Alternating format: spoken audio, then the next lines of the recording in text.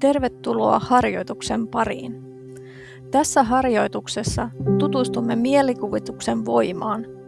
Harjoituksen tavoitteena on avata ajattelua ja löytää uusia näkökulmia. Ota siis mukava asento, niin aloitetaan. Tarvitset tähän harjoitukseen kynän ja paperia. Kynä voi olla lyijykynä, kuulakärkikynä tai tussi. Mikä kynä tahansa oikeastaan käy.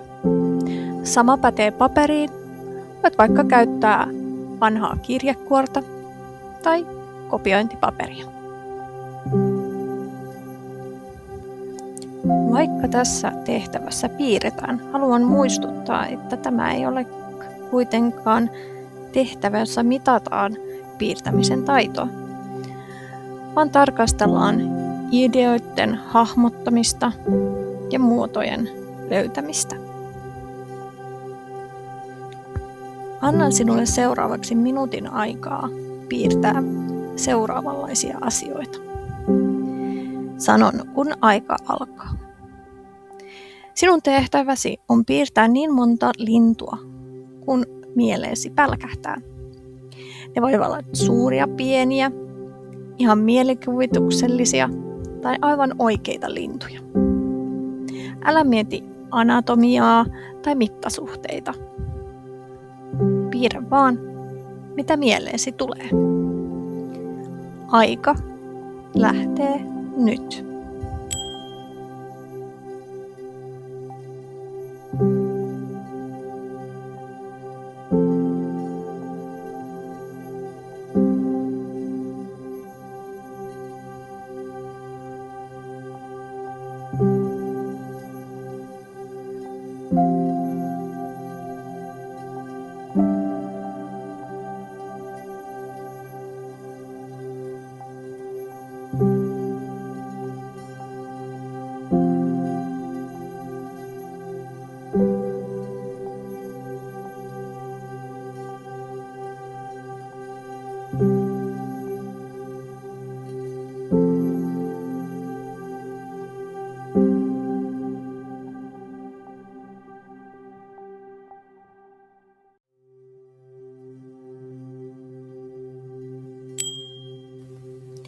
Hienoa.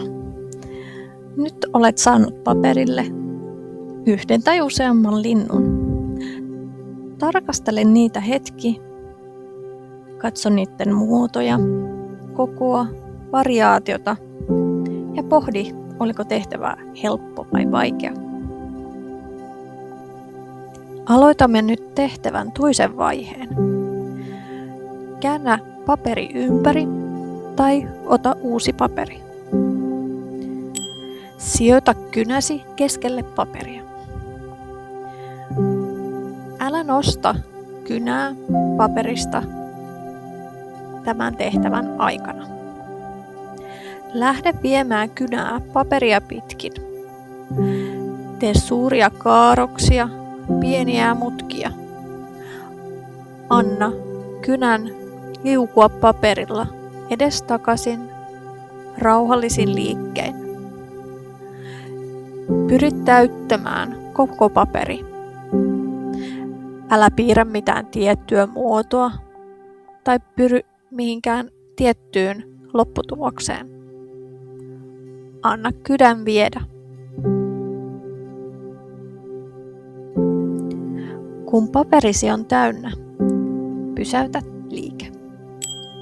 Tarkastele nyt paperille syntyneitä viivoja. Mitä näet? Näetkö jotain muutakin kuin pelkät viivat? Viivojen väliin on syntynyt muotoja. Sinun tehtäväsi on nyt löytää lintuja näistä muodoista. Etsit ehkä ensin siiven tai ehkä nukan. Piirrät silmän tai lisäät jalat. Etsi niin monta lintua kun löydät. Mitä havaintoja teet? Ovatko linnut samanlaisia vai erilaisia? kuin ne, mitkä piirsit ensin? Millä tavalla ne poikkeavat toisistaan? Olisitko osannut piirtää samanlaista lintua kuin minkä löysit viivasotkusta?